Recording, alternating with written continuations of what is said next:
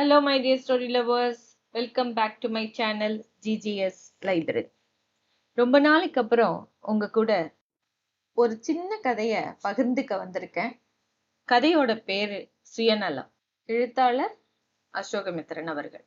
அசோகமித்திரன் அவர்களுடைய கதைகள் எல்லாமே ரொம்ப யதார்த்தமா எளிமையான நடையில மெல்லிசா ஒரு நகைச்சுவை கலந்து கொடுத்திருப்பாரு. இன்னைக்கு அவரோட இந்த சுயநலம்ங்கிற கதைய நம்ம பார்க்கலாம். அப்பாவோட சண்டை. அன்னைக்கு எழுந்திருக்கிறப்பவே பொழுது விடிஞ்சிருச்சு.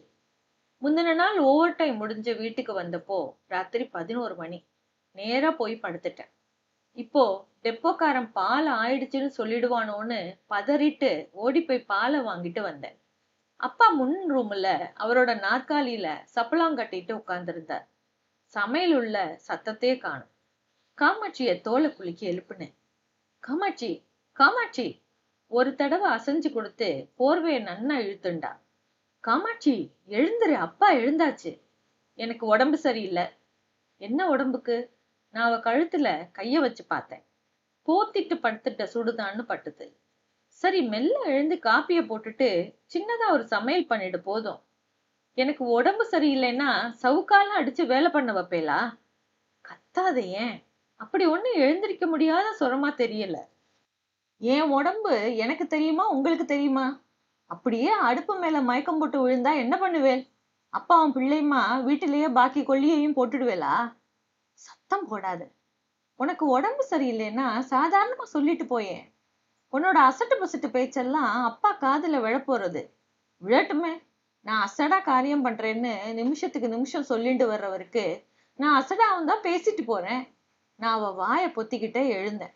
மாமனாருக்கும் மாட்டு பொண்ணுக்கும் மறுபடியும் ஏதோ வாக்குவாதம் நடந்திருக்கு. நான் சமையல் அறைக்கு போய் அடுப்பு மூட்டினேன். எனக்கு காப்பி போடுறதும் சமைக்கிறதும் பெரிய விஷயமே இல்லை. நான் ஃபேக்டரிக்கு 7:30க்கெல்லாம் வீட்டை விட்டு கிளம்பி ஆயிடணும். அதனால நான் இப்போ அவசர அவசரமா சமைச்ச சாப்பாட்டை அப்பா 11-12 மணிக்கு சாப்பிடுறப்போ ஆறி அவலா போயிருக்கும். என் அம்மா செத்து போனப்புறம் நான் கல்யாணம் பண்ணிக்க சம்மதிச்சதுக்கு ஒரு காரணம் அப்பா சாப்பாட்டுக்கு அவதிப்படக்கூடாதுன்னு தான். இன்னைக்கு அப்பாவுக்கு சாப்பாட்டு யோகம் அவ்வளவு பலமா இருக்கிறதா தெரியல. 10 நிமிஷத்துல காப்பி போட்டு அப்பாவுக்கு எடுத்துட்டு போனேன். என் நாக்குல சனி இருந்திருக்கணும். வெந்நீர் போட்டுடுறேன், நீங்க முதல்ல குளிச்சிடுங்க நான் சொல்லவும் அப்பா என்னை நிமிர்ந்து பார்த்தாரு. என்னாச்சு அவளுக்கு? ஒன்னும் இல்ல, ஏதோ உடம்பு சரியில்லை போல இருக்கு. உடம்பு சரியில்லைன்னா டாக்டர் கிட்ட போய் மருந்து வாங்கி சாப்பிடணும். ஆமா, சாயங்காலம் அழைச்சிட்டு போறேன். அது வரைக்கும் பாத்திரங்களை உடைக்காம இருக்க சொல்லு. திடீர்னு எங்க அப்பாவும் காமாட்சி மாதிரியே பேசுற மாதிரி இருந்தது. எனக்கு அந்த நேரத்துல அதை பத்தி ஜாஸ்தி யோசிக்க அவகாசம் இல்லை. உள்ள வந்துட்டேன். பாய்லர்ல வெந்நீர் போட்டேன். நான் அதுக்கு சுடுறதுக்கு காத்துட்டு இருக்காம பச்சை தண்ணியிலேயே குளிச்சுட்டு அடுப்புல குக்கரை ஏத்துனேன். அன்னைக்குன்னு காமாட்சி சமையலுக்கு வாழைப்பூவை வாங்கி வச்சிருந்தா. நான் அதை தொடாம வெறும் ரசம் வச்சு 4 அப்பளம் காய்ச்சினேன். மணி 7:30 ஆயிடுச்சு. நான் கிளம்பிட்டேன். இப்படி நான் போறது முதல் தடவை இல்லை. இந்த ஒரு வருஷத்துல 4-5 தடவை ஆயிடுச்சு. அப்பா காமாட்சி மாதிரி ஆக ஆக அவளுக்கு தைரியம் கூடிட்டே போச்சு. நீ தான் விட்டுக்கூடன்னு அவகிட்ட சொல்லியாச்சு. சமையலற விஷயத்துக்கெல்லாம் புருஷா ஏன் வரணும்? இது அவ பதில். எங்க அம்மா இருந்தப்போ அப்பா நாள் பூரா வெளியிலேயே சுத்திட்டு இருப்பார். ரிட்டையர் ஆனப்புறம் கூட காலையில 10 மணிக்கெல்லாம் சாப்பிட்டுட்டு வெளியில கிளம்பி சாயந்தரம் 7 மணிக்கு தான் வீட்டுக்கு வருவார். 1 மணி வரைக்கும் ஒரு கிளப்ல சீட்டாட்டம். அந்த கிளப் கேண்டீன்லயே டிஃபன் சாப்பிட்டு இன்னொரு கிளப்புக்கு 3 மணிக்கு போய் 7 மணி வரைக்கும் சீட்டாடுவார். இருட்டு அப்புறம் சீட்டாட பிடிக்காது. சூரியன் மறைஞ்சதுக்கு அப்புறம் மூளை வேலையுள்ள எதையுமே செய்யக்கூடாதுன்னு சொல்லுவார். எங்க அம்மாக்கு திடீர்னு உடம்புக்கு வந்து அக்கம் பக்கம் எல்லாம் பரபரத்துக்கிட்டு இருந்த சமயத்துல அப்பா கிளப்ல இருந்தார். அன்னைக்கு ஏதோ புது கிளப்புக்கு போயிருந்தார். அதனால அவருக்கு தகவலே தர முடியல. கடைசியில சாயங்காலம் அவர் வீட்டுக்கு வந்தப்போ அம்மாவுக்கு கை கட்டு கால் கட்டு போட்டு தரையில இறக்கி இருந்துச்சு. எங்க ஃபேக்டரியில பகல் சாப்பாட்டுக்கு 45 நிமிஷம். நான் என்னோட சிநேகிதன் ஸ்கூட்டர் ஒன்ன கடன் வாங்கிட்டு வீட்டுக்கு வந்தேன். அப்போ காமாட்சி எழுந்து குளிச்சு தெளிவா இருந்தா. சாப்பிட எனக்கு மட்டும் தட்டை போடாம அப்பாவுக்கும் தட்டை போட்டா. நான் வந்தது நல்லதா போச்சு. இல்லைன்னா அப்பா சாப்பிடாமலே இருந்திருக்கலாம். ஏன் இவ்வளவு நாழியா அப்பாவுக்கு சாப்பாடு போடல? அவர் வரல. நீ கூப்பிட்டியா? அவ பதில் சொல்லல. நீ என்னன்னு நினைச்சிட்டு இருக்க? நல்ல வேளையா அந்த சமயத்துல அவ வழக்கம் போல ஊரை கூட்டுற மாதிரி கத்தாம என்ன ஒரு தரம் பார்த்ததோட விட்டுட்டா. நான் போய் அப்பாவை சாப்பிட கூப்பிட்டேன். அவர் ஒண்ணுமே சொல்லாம தட்டு முன்னால உட்கார்ந்தப்போ எனக்கு பரிதாபமா இருந்தது. இதே எங்க அம்மா இருக்கிறப்போ ஒரு கெடுபிடியான வேலையா இருக்கும். அப்பாவுக்கு கோபம் வருமோ இல்லையோ, அம்மா அப்படி ஒரு சூழ்நிலைய உண்டு பண்ணியிருப்பா. அவருக்கு கோபம் வரும், அவர் கத்துவார், அவருக்கு பிடிக்காது. அவர் ஒரு வார்த்தை கேட்காம இதெல்லாம் செய்யக்கூடாதுன்னு சொல்லி சொல்லியே எங்களுக்கு தெரிஞ்ச உறவுக்காரர் எல்லார்கிட்டையும் அப்பாவை பத்தின ஒரு பயம் உண்டு பண்ணி வச்சிருந்தா.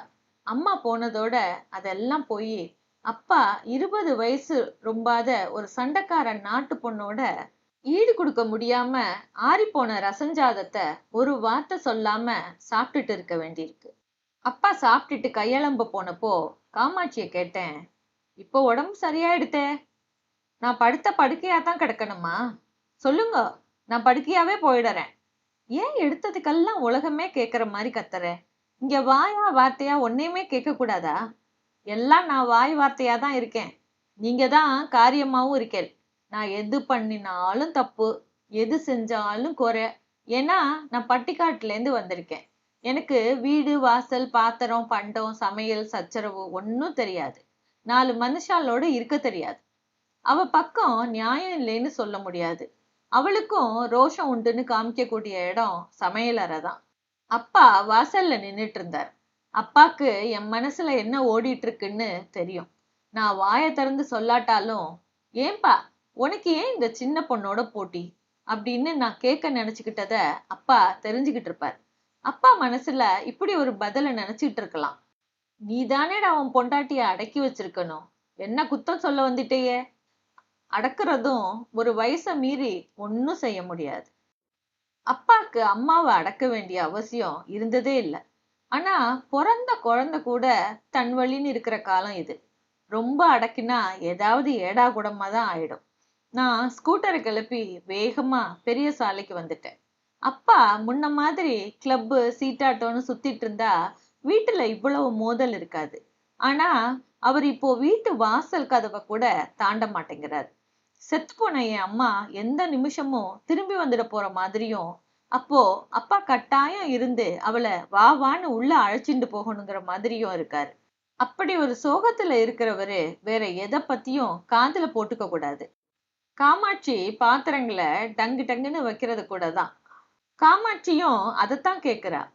சமையல் அறையில கூட எனக்குன்னு ஒரு வாழ்க்கை இருக்க கூடாதா? அங்க கூட வந்து என்ன அடக்கணுமா அப்படிங்கிறா. அப்பாவால ஏன் இதை பொறுத்துக்க முடியல? அதுவும் புரியறது. அப்பா அம்மாக்கு நிறைய சுதந்திரம் கொடுத்திருந்தார். பார்க்க போனா எங்க வீட்டுல பெரிய விஷயங்கள் எல்லாம் அம்மா தான் தீர்மானம் பண்ணுவா. அவ்வளவு சர்வாதிகாரியா இருந்த அம்மா அப்பாவோட அன்றாட சின்ன விஷயங்கள்ல கூட துளி அலட்சியம் கூட காட்ட மாட்டா. தட்டு ஓசைப்படாம சாதம் போடுவா. குளிக்கிறதுக்கு வெந்நீர் சோப்பு சவுக்கம் எல்லாம் கொண்டு போய் வச்சிருப்பா. அப்பா குளிச்சுட்டு வரப்போ சந்தனக்கல் கட்ட ரெடியா இருக்கும். சட்ட துணிமணி எல்லாம் வெளுக்க போடுறது, பர்ஸ்ல எப்பவும் 10-15 ரூபாய் இருக்கிற மாதிரி பாத்துக்கிறது, சரியான காலத்துல கிளப் சந்தா கட்ட ஞாபகப்படுத்துறது, இப்படி பல விஷயங்கள்ல ஒரு குறையில்லாம பண்ணிடுவா. மரியாதையே இப்படி அல்பமா தோன்ற விஷயங்கள்ல தெரிஞ்சு போயிடும்னு அப்பா சொல்லுவார். அதுபடி பார்த்தா காமாட்சி அப்பாவை புழுவாதான் நடத்துறா. அப்பாவாது காமாட்சிய ஒரு ராஜகுமாரின்னு நினைச்சுக்கிறதா காமிச்சுக்கலாம். ராஜாக்களை யாரு கண்டது, ராஜகுமாரிகளை யாரு கண்டது? நாம ஒருத்தரை ஒஸ்தியா நினைச்சிட்டா அதுக்கு தகுந்தபடி அவர்கிட்ட இருந்தும் அந்த மாதிரி பிரதிபலிப்பு இருக்கும். ஆனா அப்பாவும் காமாட்சியும் ஒருத்தரை ஒருத்தர் தூசி புழுதி போலதான் பாத்துக்கிறா. 2 பேருமே அவதிப்பட்டு அவஸ்தைப்படுறாங்க. காமாட்சி சின்ன வயசு, அப்பா அப்படி இல்ல. அம்மா போனதுல இருந்து மனசெல்லாம் ரணகாயம். அம்மாவே திரும்பி வந்தா கூட இனி ஆறாது. நான் ஃபேக்டரியில இருந்து திரும்புறப்போ கேண்டீன் மேனேஜரை பார்க்க போனேன். அப்பாக்கு எங்க கேண்டீன் காராச்சேவுனா பிடிக்கும். துக்கம் தர்றது போல சந்தோஷம் தரதும் ரொம்ப அல்பமான விஷயமா தான் இருக்கு. இந்த மாதிரி வீட்டுல கசமுசா ஏற்பட்டு அப்புறம் எல்லாம் சரியான நாள் நிறைய உண்டு. இந்த தடவையும் அப்படி ஆயிடும்னு நினைச்சிட்டு இருந்தேன். அப்பா காராச்சேவ் பொட்டலத்தை வாங்கிட்டப்போ எல்லாம் சரியா போயிடுதுன்னு கூட நினைச்சேன். ஆனா இல்ல, அப்பா இன்னும் ஒதுங்கி போக ஆரம்பிச்சார். காமாட்சி பிள்ளையாண்டு இருக்கான்னு தெரிஞ்சு அவ மனுஷா எல்லாம் வீட்டுல வந்திருந்த சமயத்துல அப்பா யாரோடையும் பேசாம ஒரு நாள் முழுக்க சாப்பிடாம இருந்திருக்கார். காமாட்சிக்கு வளைகாப்பு அடுக்க அவளை ஊருக்கு அழைச்சிட்டு போன அடுத்த நாளைக்கு அப்பாவுக்கு நினைவு தவறி போயிடுச்சு. அடுத்த நாள் அவரே போயிட்டார். வளகாப்போ சீமந்தம் ஒண்ணும் நடக்காமையே நான் ஒரு பிள்ளைக்கு அப்பாவானேன். காமாட்சி அவ குழந்தையையும் பார்த்துட்டு எனக்கும் ஒழுங்கா சமைச்சு போட்டுட்டு இருக்கா. நான் அவளை கோச்சுக்கல. பார்க்க போனா எனக்கு பிறந்த பையனை விட அவளை ரொம்ப ஜாக்கிரதையா பாத்துக்கிறேன். அவ தீர்க்காயுசா இருக்கணும். அப்பதான் என் பிள்ளை பெரியவனான அப்புறம் என்னோட கடைசி நாள்ல எனக்கு என்னோட அப்பா கதி நேராம இருக்கும். எத்தனை ஒரு அருமையான கருத்தை, அழுத்தமான ஆழமான ஒரு உண்மைய தன்னோட எளிமையான ஒரு சின்ன கதையில ஆசிரியரால சொல்ல முடியுது. இந்த கதையை அவர் எழுதினது 1980ல. ஒரு நல்ல மனைவி அமைய பெற்ற ஒரு ஆண்மகன் தன்னை ஒரு பெரிய தலைவனா, ஏன் ராஜாவாவே உணர்றதுங்கிறது அந்த மனைவி அவனோட இருக்கிற நாட்கள்ல தான். அவளோட மறைவுக்கு பிறகு எத்தனை பெரிய ஆளா இருந்தாலும் அந்த ஆணுக்கு அவனோட வாழ்க்கையிலையும் மனசுலையும் வர்ற ஒரு வெறுமைய தவிர்க்க முடியாதுங்கிறத அத்தனை அழகா கதையில சொல்லியிருக்கிறாரு அசோகமித்திரன் அவர்கள். இந்த கதை எனக்கு ரொம்ப பிடிச்சிருந்தது. அதனால உங்க கூட பகிர்ந்துக்கிட்டேன். உங்க எல்லாருக்குமே பிடிக்கும்னு நினைக்கிறேன். பிடிச்சிருந்தா லைக் பண்ணுங்க, கமெண்ட் பண்ணுங்க, ஷேர் பண்ணுங்க. மறுபடியும் ஒரு கதையோட ரொம்ப சீக்கிரம் உங்களை சந்திக்கிறேன். இப்போதைக்கு பாய்.